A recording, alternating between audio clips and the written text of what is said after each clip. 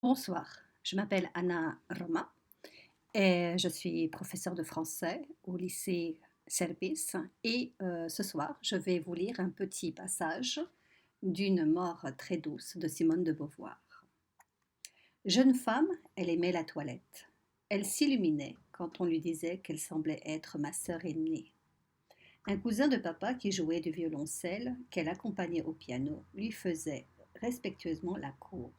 Quand il se maria, elle détesta sa femme. Lorsque sa vie sexuelle et sa vie mondaine se furent dégradées, sauf dans des circonstances où il était obligatoire de s'habiller, maman cessa de se soigner. Je me rappelle un retour de vacances. Elle nous attendait à la gare. Elle portait un joli chapeau de velours, une voilette, et elle s'était un peu poudrée.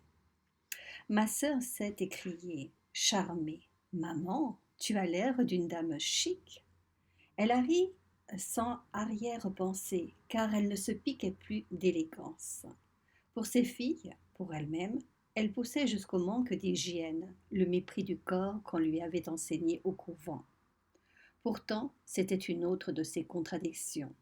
Elle gardait l'envie de plaire, les flatteries la flattaient. Elle y répondait avec coquetterie.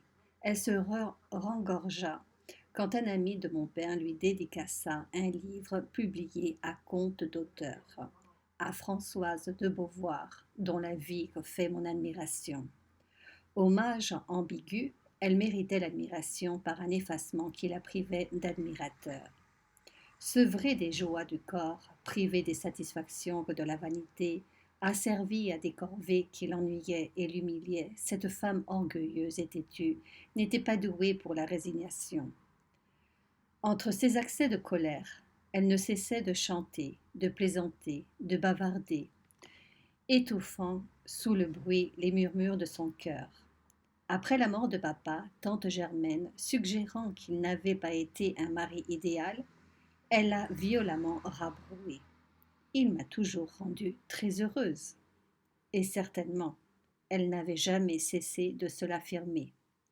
Tout de même, cet optimisme de commande ne suffisait pas à combler son avidité. Elle s'est précipitée dans la seule issue qui s'offrit à elle, se nourrir des jeunes vies dont elle avait la charge.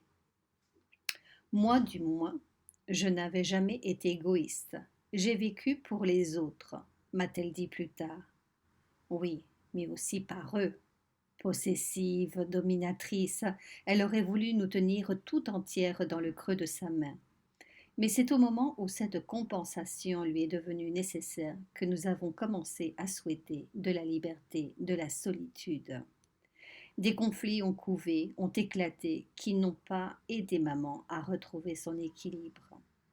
Elle était cependant la plus forte, sa volonté l'emportait. À la maison, il fallait laisser toutes les portes ouvertes. Je devais travailler sous ses yeux, dans la pièce où elle se tenait. Quand la nuit, nous bavardions, ma sœur et moi, d'un lit à l'autre, elle collait l'oreille au mur, rongée de curiosité, et nous criait. Taisez-vous. Elle a refusé que nous apprenions à nager et empêché papa de nous acheter des bicyclettes. Par ces plaisirs qu'elle n'aurait pas partagés, nous lui aurions échappé. Si elle exigeait d'être mêlée à toutes nos distractions, ce n'était pas seulement parce qu'elle-même en avait peu. Pour des raisons qui remontaient sans doute à son enfance, elle ne tolérait pas de se sentir exclue.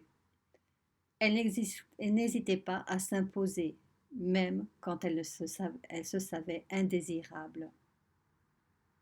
Et bien voilà, j'espère que ça vous a plu et à la prochaine, au plaisir de la lecture. Au revoir.